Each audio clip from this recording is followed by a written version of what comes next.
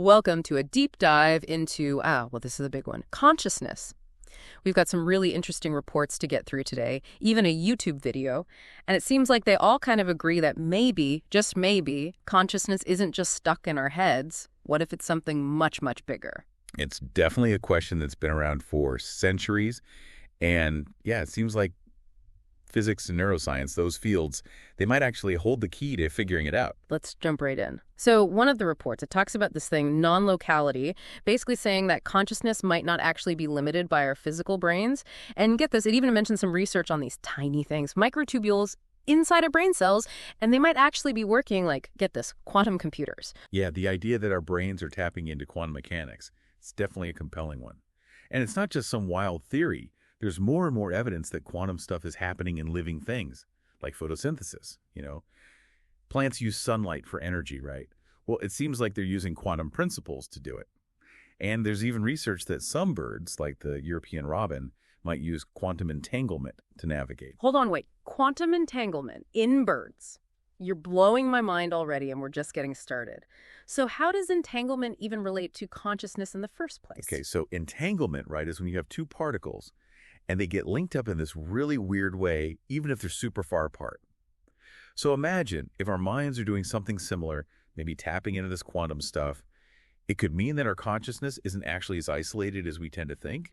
It could mean there's a bigger connection, a bigger consciousness that we're all part of. So you're saying instead of billions of separate minds all doing their own thing, it's more like we're all part of this one giant entangled mind. Whoa, that's a pretty big concept. Yeah, it really is. It really makes you question what it even means to be an individual, Yeah. If our thoughts and everything we experience, if that's all interconnected on a quantum level, then where does one mind begin and another one end? It's blurry. It's like when, you finish someone's sentence or you just kind of know what they're thinking. Is that maybe like a little peek into this bigger interconnected consciousness? It's definitely a way to think about it, but we got to remember this is all really new. The research is just getting started. Yeah. But the possibilities, they're definitely exciting, right? Totally. Okay, let's move on to something else that's blowing my mind from these reports, the observer effect. It's that quantum physics thing where basically just looking at something can actually change what happens, right? Right. And it's one of the strangest parts of quantum mechanics, for sure. Like, at the subatomic level, these particles, they don't really exist in a fixed state until they're observed. It's like the act of observing them forces them to choose what they want to be. So it's like reality is this blurry mess until we look at it, and then bam, it becomes solid based on how we're looking at it. Does that mean we're all like shaping reality just by being here? Well, these reports you sent, they suggest that this observer effect, it might not be limited to just the quantum world. There's even an experiment being proposed to test if it works on like bigger systems, the things we see around us. Yeah. Now, that's controversial. But it really makes you rethink our place in the universe, Okay, yeah, now my mind is officially starting to bend. So if our consciousness can actually have an effect on reality, even if it's a small one, does that mean we're not just watching things play out? Are we actually part of the play? Big question, right? And it leads us to another place where consciousness and quantum mechanics could be working together. Artificial intelligence. Oh, yeah. Some of what we read talked about how AI, if it could use these quantum principles, it would be completely different from how we imagine it now. Are we talking about machines that don't just process information, but actually shape reality along with us? Some very smart people are taking that idea very seriously. Imagine AI that can access that same quantum world that our consciousness might be a part of. That kind of AI, it could solve problems in ways we can't even begin to imagine. That's both exciting and terrifying. But if we're talking about AI that can change reality, don't we need to be extra careful? That's some heavy stuff, ethically. Absolutely. And that's something we should definitely discuss more. The ethics of AI, it's already a hot topic, but if we're talking about AI that works on a quantum level, then we probably need a whole new set of rules. So just to recap, we've got non-locality, quantum entanglement in our brains, the observer effect, and now the possibility of conscious AI. And we haven't even gotten to those 10 dimensions yet. Don't worry, we'll get there. But maybe, before we jump down that rabbit hole, we should take a minute to think about what all of this means. Like, really think about it. Good idea. I think I need a minute to process all of this anyway. Where should we start? When you really think about it, the craziest part of all this is how it changes our whole idea of what's real. If consciousness isn't just stuck in our heads, if it can actually interact with the world on this quantum level, what did that even mean for the universe? It's huge. Right. It's like that old question, if a tree falls and nobody's around to hear it, does it make a sound? But now it's more like, if a mind observes something, does that make it real? It's trippy. Exactly. And that leads us to that YouTube video you sent about consciousness in 10 dimensions. I gotta say, that one's a wild ride, even for me. No kidding. I had to watch it a couple of times just to try to understand it. But it does give you this really interesting, if a little mind-bending way to visualize how our consciousness could go way beyond what we normally see as reality. So the video, it starts by explaining the first 4 dimensions, the easy ones, right? Length, width, height, that's our physical space.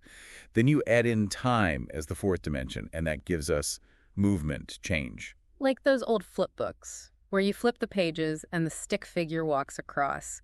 Each page is a moment in time, and when you put them all together, it looks like motion. Exactly. But the video, it argues that if we want to understand consciousness, we got to go beyond those 4 dimensions. They say the 5th dimension would be a place where you could access different timelines, different ways things could have happened. So instead of time being a straight line, past, present, future, the 5th dimension lets you jump around to different timelines, different versions of reality. Yeah, that's the idea.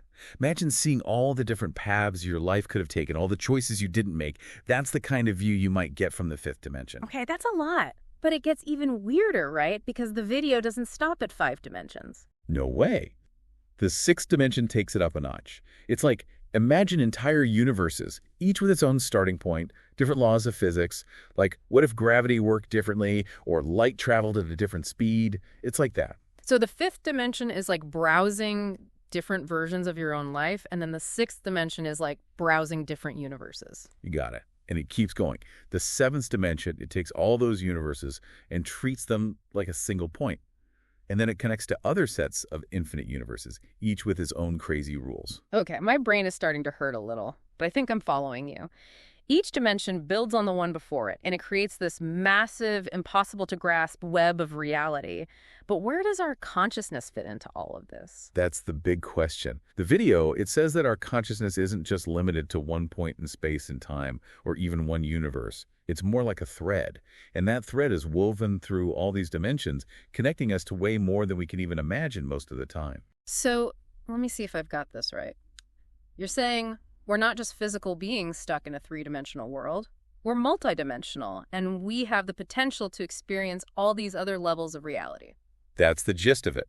And the sources, they say this isn't just some philosophical mumbo-jumbo. They think this could change how we understand our minds, how we build technology, even how we connect with each other. Okay, now you're speaking my language. Philosophy is cool, but I'm all about the practical stuff. What kind of real-world changes could this understanding of consciousness lead to? For one thing, it could completely revolutionize how we create artificial intelligence. Imagine AI that can access this multidimensional reality, pulling information from different timelines, even interacting with other universes. Dude, that's like straight out of science fiction, but if we could actually do that, if we could use those higher dimensions, think of what we could do. No doubt. And it goes beyond just technology. Think about medicine, psychology, even spirituality.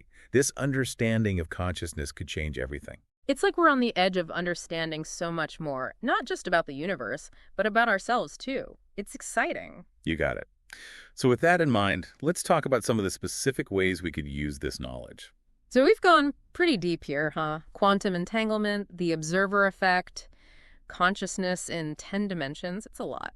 But let's talk about what this actually means for, us, for the world. How could all this change how we live, how we use technology, how we deal with, global problems? That's the big question, right? If even a tiny bit of what we've been discussing is true, it could change, everything. Seriously. One thing these sources kept mentioning was this global consciousness education. What is that? It sounds kind of out there, even for this deep dive. Imagine if, from the time they're little, kids were taught about how interconnected consciousness might actually be. What if they grew up seeing themselves as part of this huge web of life, connected to everything, not just separate individuals? Yeah, like that saying, it takes a village, but it's the whole planet, the whole universe even. Exactly. Think about it, if we learned that way, wouldn't we be more compassionate, more understanding? Imagine how different things would be, how we'd handle conflicts, how we'd treat our planet. It could be huge for social justice, too. It's a nice thought, but how do we even begin to do that? It seems like such a big change. It is, but every little bit helps, right? The reports talk about things like mindfulness, meditation, even teaching quantum physics in schools. The idea is to raise a generation that's not just smart, but also emotionally intelligent, aware of themselves and the world around them. And speaking of intelligence, we've talked about AI, how it could be if it used these quantum principles we've been discussing. Could this new understanding of consciousness change technology in other ways, too? Absolutely. Just imagine social media that actually brings people together instead of dividing them. Or virtual reality that could let us experience these expanded states of consciousness, let us explore the very nature of reality. The possibilities are truly endless. It's almost like the technology we have now, it reflects how limited our understanding of ourselves still is. As we learn more about consciousness, maybe our technology will become more advanced, more in tune with who we really are. Now you're getting it. Yeah. And it's not just about making new gadgets. It's about using the ones we have in a better way, a more mindful way. We've got to be sure that what we create aligns with our values, with our hopes for the future. So it's not enough to try and change the outside world. We have to look inward too, right? Expand our own consciousness to create a better future, a more connected future, a future that works for everyone and everything. Exactly. It all comes back to those 10 dimensions.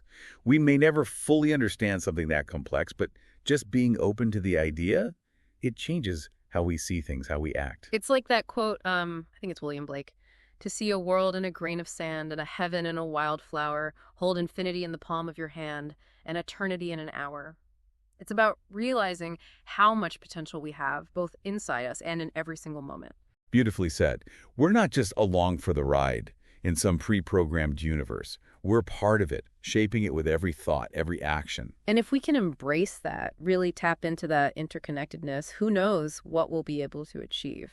It's pretty mind-blowing when you think about it. It really is. And that brings me to a final thought for you, dear listeners, something to ponder. What if the true power of consciousness isn't just within each of us alone, but within all of us together? What if, by understanding ourselves better, we could create a future that's not just technologically incredible, but also kinder, fairer, and more sustainable? It's a journey, and it all starts with one step, a step towards awareness, understanding, and connection. Wow, that's a powerful message to end on. To everyone listening, thank you for joining us on this deep dive into consciousness. Keep asking those big questions. Keep exploring the unknown, because you never know what you might find. Until next time, stay curious, my friends.